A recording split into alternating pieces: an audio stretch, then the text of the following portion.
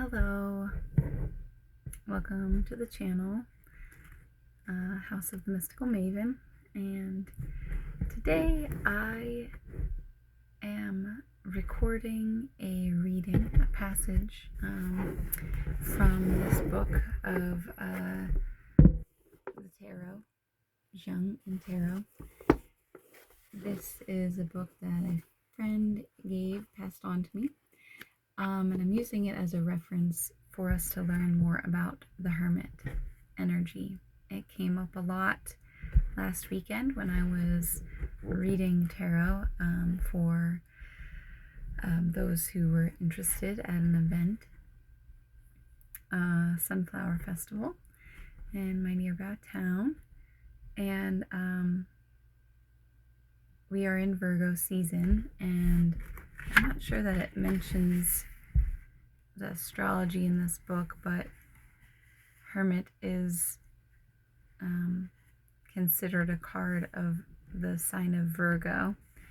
So I just thought it might be timely for us. I'm probably not going to read the whole passage, but I'm just going to kind of highlight some of the points for those who may be drawn to this energy, the Hermit energy. Actually, let me get a couple decks and show a few Hermit cards. Welcome to Virgo season, and we have this new moon in Virgo coming up as well. So perhaps this is just a really impromptu way of just kind of coming into union with this energy. If it's called, I should have maybe prepared this ahead of time, but kind of just, okay, so from the Herb Crafter's Tarot, the first one that I grabbed here. I have my decks here beside me, and so from the first deck that I grabbed, this is the Herb Crafter's Tarot. So this is dealing with plant energy. This is the Hermit card, and it corresponds to the plant of Usnea, which is one of the only real nutritive plants that you find in the wintertime when the landscape is more of this kind of bleak white. And in this card we've got the candle in the center with this wreath of Usnea around it. Okay, so there's one Hermit card depiction. I just want to kind of give you a sense, if you're not familiar with the tarot and the cards, of what the Hermit looks like. Oftentimes is depicted as someone kind of surrounded by a atmosphere of darkness. They may have kind of retreated to a lonely space, what others might perceive as being lonely, but for them may not feel lonely because it contains all the wisdom inside that they then, with the quiet and solitude, have access to.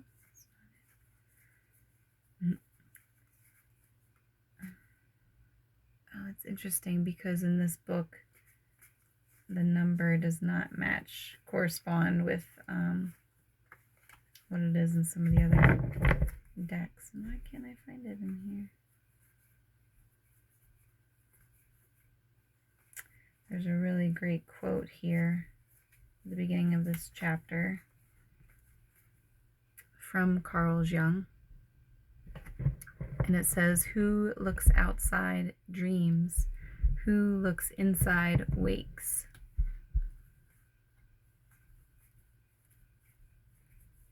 So we can just kind of ponder that quote for a moment while I continue to seek through this Hermit card.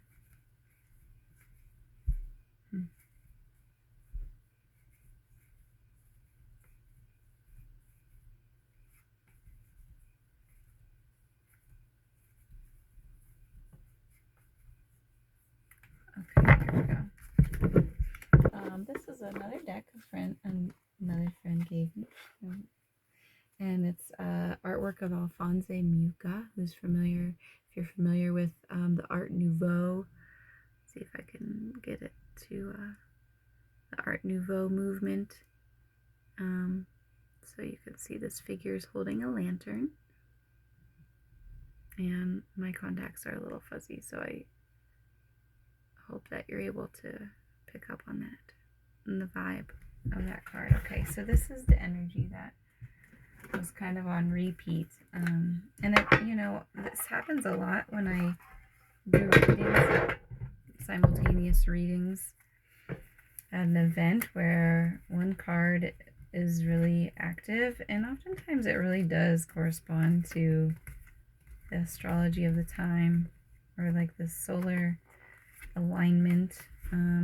You know, I'm not an astrologer per se. I appreciate the cycles that, tuning into nature's cycles, and I don't have all the, you know, the transits and things down. I hope to someday have more working knowledge of that, but I do have a few back pocket items. Okay, so this is the one. This is the deck that I was using over the weekend, the Light Seers deck. And this is the Hermit card for that deck. Okay, so just kind of giving you an idea about what it looks like. Moment to kind of sit with that. Okay, so from a few different decks you can kind of get the idea. Okay, so here the friar pictured embodies a wisdom not to be found in books. Okay, oddly enough I'm reading from a book today, but a man of few words, he lives in the silence of solitude, the silence before a creation, from which alone a new word can take form. He brings us no sermons, he offers us himself. By his simple presence, he illumines fearful recesses of the human soul and warms hearts empty of hope and meaning.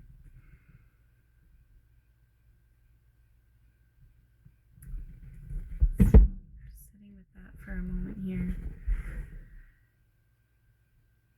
According to Jung, such a figure personifies the archetype of the spirit, the pre-existent meaning hidden in the chaos of life. And that's a quote. It's a quote from Carl Jung. Let me see what the source of that quote is. This is chapter 12. So that quote is directly from Jung's The Archetypes in the Collective Unconscious. Okay, so unlike the Pope, this little monk is not enthroned as spokesman and arbiter of general laws. Unlike justice, he holds no scales with which to weigh out the imponderables. This figure appears to be very human, walking common ground and carrying only his own small lamp to light his path. He is a wanderer, but the pace of the old traveler is more measured than that of the young fool, like the Fool card. He is not looking over his shoulder. Apparently, he no longer needs to consider what lies behind. He has assimilated the experiences of the past. Neither does he need to scan distant horizons, speaking out future potentials. He seems content with the immediate present. His eyes are wide open to receive it, whatever it is. He will apprehend and deal with it according to his own illumination. So like I said, I'm not going to read the whole chapter here, but I just kind of wanted to touch on some of the main pointers for anyone who feels like they're resonating with this energy. The full moon that passed was a pretty big energy, and with this new moon coming up in Virgo, this might be something that is being carried in for many of us. I know this resonates a lot with myself and where I am, looking to kind of be sort of come down off this mountain, I guess, a bit with newfound wisdom. I have been in a hermit mode for the last year or so, in a program of study, and it's very much had a lot to do with internal reflections as well as providing service spiritually to others. And I'm finding that I had a path of profession that I sort of put in the back seat for a while as I grew a family in this practice. And so I'm just kind of giving you a little personal, I guess,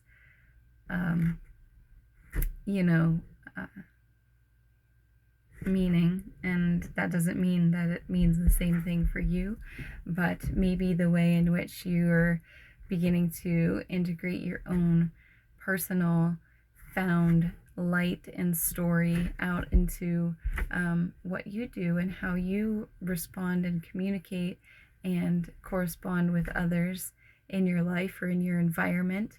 You may in fact be around a new set of individuals or new settings. Perhaps you are almost emerging from this inner light with new eyes as well.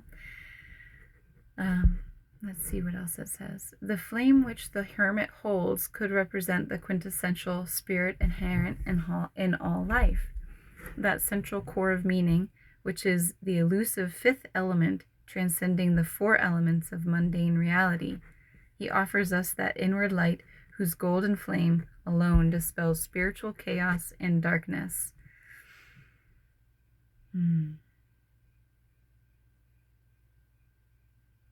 This is saying that this individual illumination is a human potential. It's universal human potential. It's not confined to canonized saints, but available in some degree to all humankind.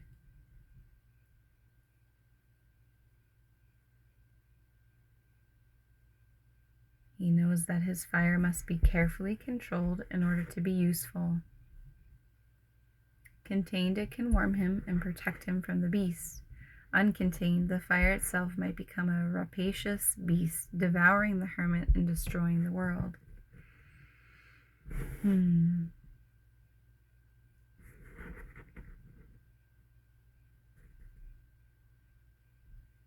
So this is kind of also addressing the way in which we might see this old wise man. And then actually all of these decks, they're both female, and then the plant one, so maybe we could also say old wise woman. Usually appears in fairy tales or myths. Let's think like maybe Baba Yaga or something like that, usually appears when the hero is in search of the treasure, has lost his way, or reached an impasse. So this old wise character, be it male or female, appears bearing new light and hope. Okay, so we can kind of like imagine that. We can sort of see that in certain stories. Such a figure can materialize in our own dreams. This is especially true whenever our personal dilemma echoes a similar impasse in our cultural generally, since the hermit has found within himself what has been ignored or lost by society. Okay, so a few things there, that we can find within ourselves. Sometimes there are echoes within us, maybe not even echoes, whispers that echo continuously until we bear the silence long enough that what no one else is going to tell us is finally kind of brought out from within.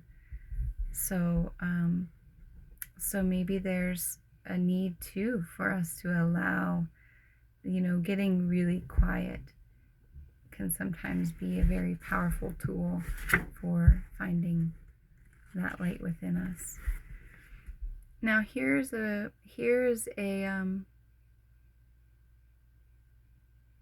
okay, so this is talking about,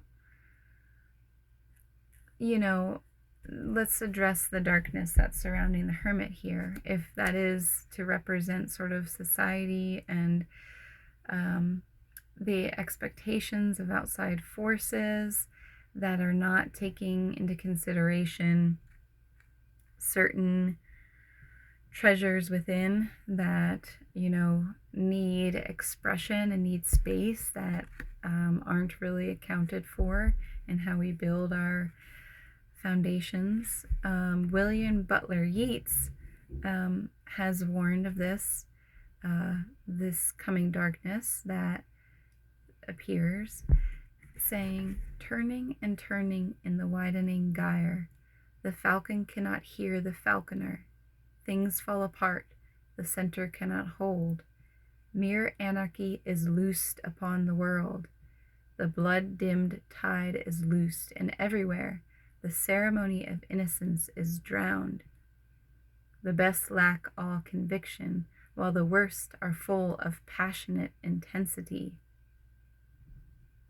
And I mean, we're coming up on a very intense time here, but as per usual, this book is, from 1980, and saying what a better description of our present dilemma, even 44 years ago. And that was this poem from William Butler Yeats was dated 50 years prior to this. So this is 100 years ago we're talking about this poem.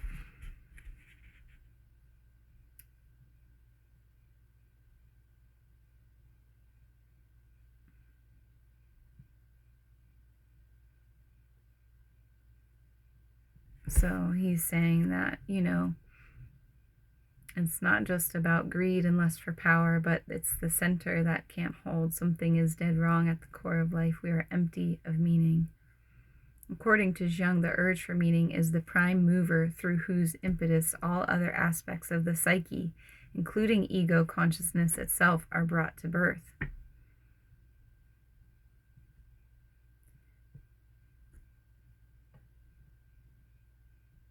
Jung believed that the impulse toward meaning exists at birth as an instinct in the human psyche. He felt that man is by nature a religious animal. If we accept this premise, it becomes increasingly clear that the present devitalization of conventional religious symbolism, coupled with the breakdown of the family structure, has left us all with an insatiable void at the center of our being. Small wonder that we are prey to false gods, and that our passionate intensity, unused, stands at the devil's service.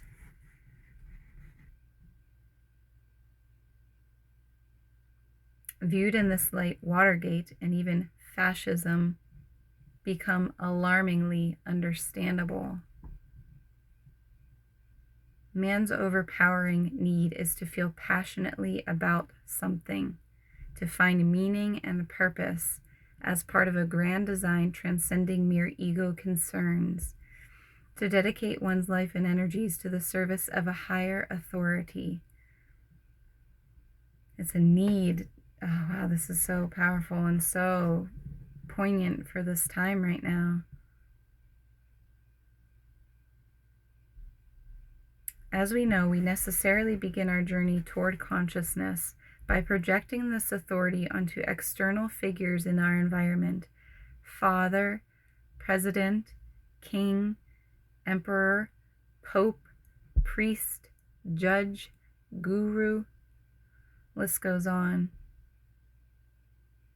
In the Tarot series, we follow the hero as he experienced some of these archetypal figures in sequence.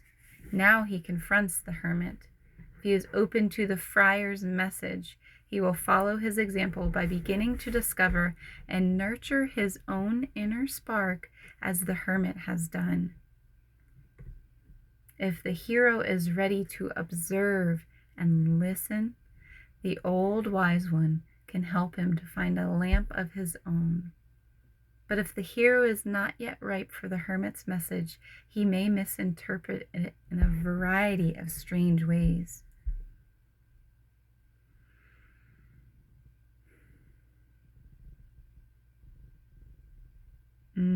Okay, so here's this warning.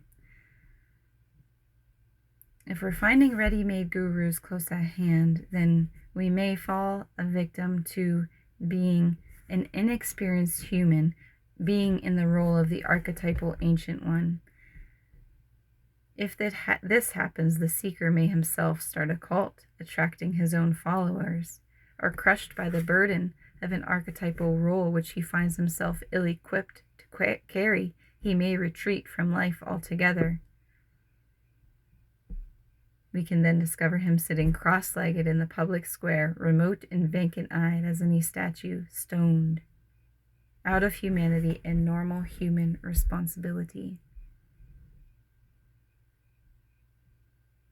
To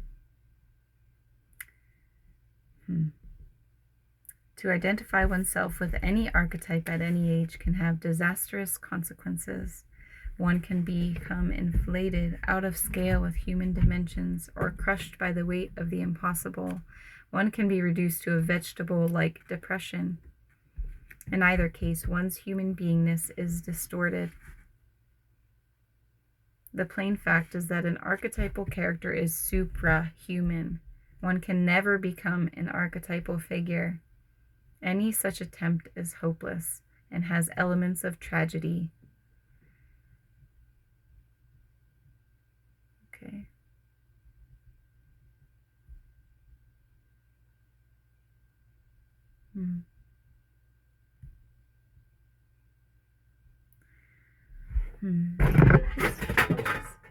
Oopsie daisy. Just knocked those over. Alright, let me see if there's anything else. Okay, here's another poem from W.H. Auden, Observed, the Terror of Anonymity. This is speaking about the instinctual nature to seek out the old wise one. We are driven toward him by the fears and anxieties of modern civilization. So, The Age of Anxiety is the poem from Auden, and it states, The fears we know are of not knowing. Will nightfall bring us some awful order? Keep a hardware store in a small town? Teach science for life to progressive girls? It is getting late. Shall we ever be asked for? Are we simply not wanted at all?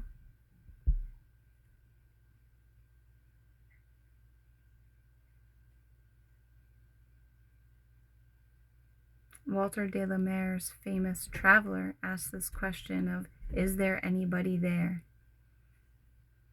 We have all been confronted with it at various times in our lives, but no one, I think, has caught the drama and mystery of this confrontation. Oh, the author is saying, the author of this is Sally Nichols, by the way. Sally Nichols, Jungian Tarot, An Archetypal Journey. I like the addition of the poetry, too, from... Is there anybody there? This is de la Mare. Is there anybody there? Said the traveler, knocking on the moonlit door. Let me hold up this card.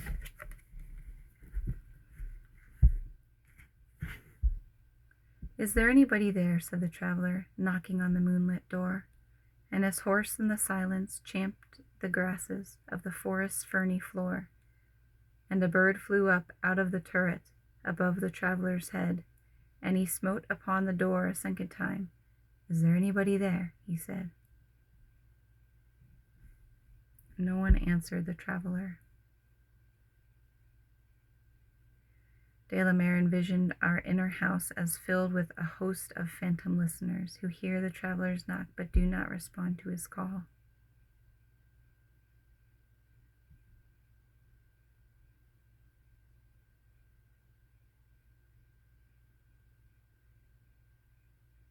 Do we answer the call?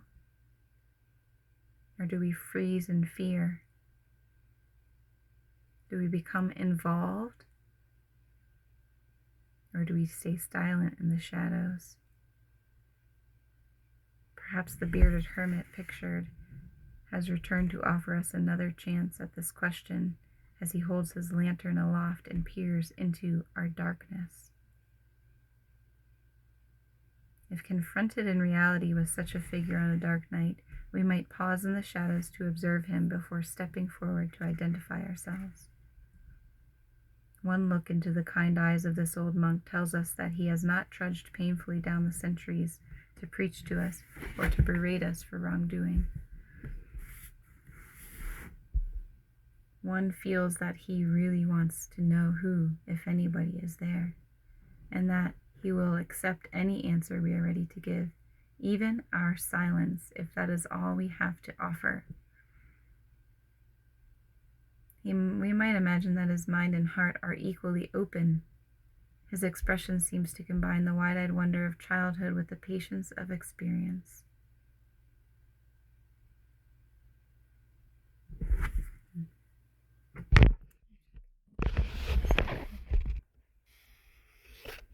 Okay. All right. Let me see if there's anything else.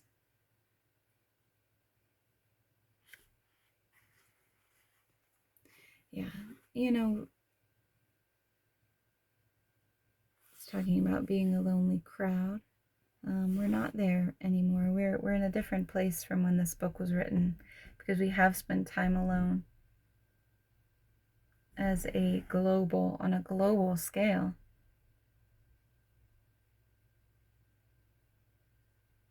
And I'm not sure if we all sometimes take the time to respond from that place, from that experience we all had.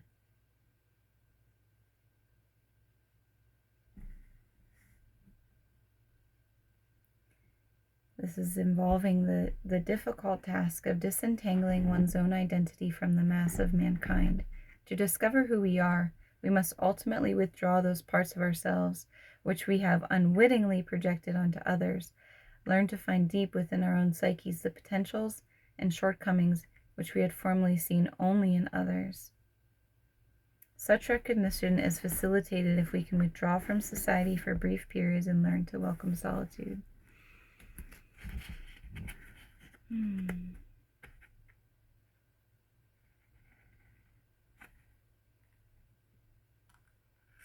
Okay. This is from the Gnostic Gospels, Edward Edinger, in Ego and Archetype. He points out that in the original Greek, the idea of single or solitary can also be translated as unified. Yeah. So this is, he quotes the following passage from the Gospel of Thomas. I, Jesus, say this: when a person finds himself solitary, he will be full of light. But when he finds himself divided, he will be full of darkness. Wow. The difference between solitary and divided. Anyone who achieves this kind of inner unity must pay the Promethean price of loneliness, guilt, and suffering. Okay, so the relations between the ego and the unconscious, Jung amplifies the idea. The book of Genesis represents the act of becoming conscious as the breaking of a taboo, as though the gaining of knowledge meant that a sacred barrier had been impiously overstepped. Genesis is surely right, inasmuch as each step to a greater consciousness is a kind of Promethean guilt. Oh, that's so interesting, because that was another concept that was coming up in the readings was guilt. So that's really interesting. Oh, so do we feel guilty when we take this time for ourselves? Through the realization, the gods are in a certain sense robbed of their fire. That is to say, something belonging to the unconscious powers has been torn out of its natural connections, has been subordinated to conscious choice. The man who has usurped the new knowledge suffers, however, a transformation or enlargement of consciousness, which no longer resembles that of his fellow men. He has certainly raised himself above the human level of his time. You will become like God. But in doing so, he has also alienated himself from humanity. The pain of this loneliness is the God's revenge. Alienation experienced by the solitary does not imply an estrangement from his human beingness. It means simply that he no longer remains contained in the participation mystique, the primitive unconsciousness shared by the mass of mankind. So, wow, there's a lot there, huh? The chapter continues, but I'm half an hour in, and I was not intending for this video to be this long, but it's so fascinating. Let's talk about the number 9 for a minute, and the Hermit's number 9. Yeah, it's 9 in all of these decks. Okay. The Hermit's number 9 reflects many of the ideas expressed here. Standing alone, supreme among the single digits, 9 represents the height of power attainable by a single number. The peak of consciousness attainable by the Hermit, until he can confront another creature with similar capacities for awareness, or until he can uncover within his own psyche dimensions of consciousness hitherto unknown.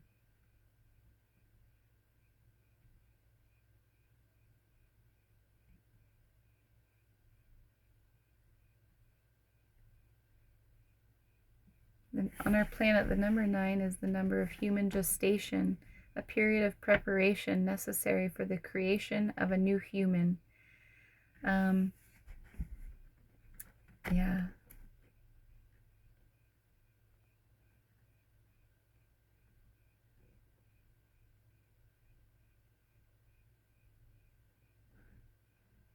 It's also the number of the month that we're moving into, the number that this 9 is September, which is the month of this new moon in Virgo, the majority of the Virgo season.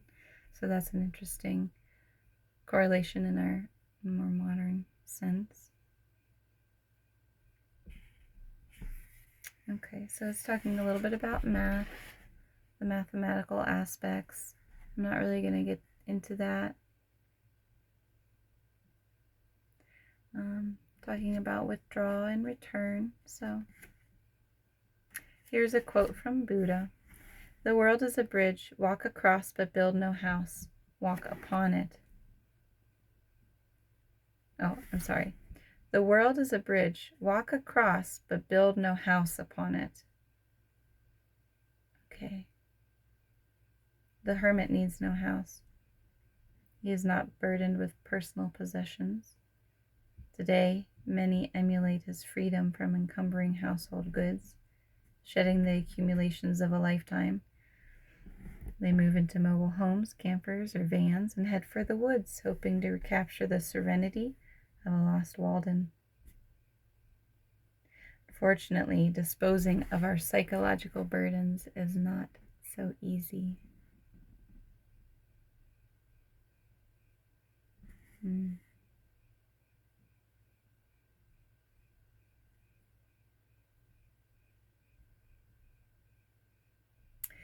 Here's a story. It concerns an eager young man who, having divested himself of all worldly goods, we'll continue on the thread, crossed the ocean in order to consult a famous guru. "Oh, master," began the earnest seeker breathlessly, "I am ashamed not to have brought you a present, but I now live empty-handed." I know, the sage said quietly. "So put it down, son, put it down."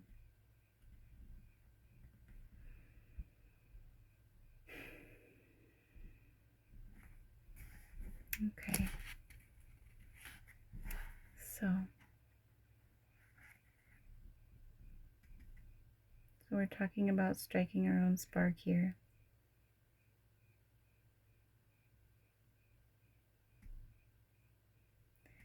Understanding the Holy Spirit is not something outside us, but maybe something, with luck, we may someday attain. Spirit is rather a tiny flame, created anew by each human being in each generation. With every breath, we stir the pneuma. We create the spirit. Let's take a deep breath together here on that note. And I'll close the book. Let's take a few deep breaths together and then we'll close. Thank you so much for being here and spending this time with me. If you're taking notes or any tidbits, please let me know any little nuggets that you are taking in for yourself in the comments. Like this video if you do, and share it with somebody who may resonate with the message here. And let's take a deep breath in through the nose and out through the mouth. Again through the nose and letting out the breath. And one more deep breath in through the nose. Feel the belly expand. And release the breath. Thank you once again. Namaste. Be well. Take care.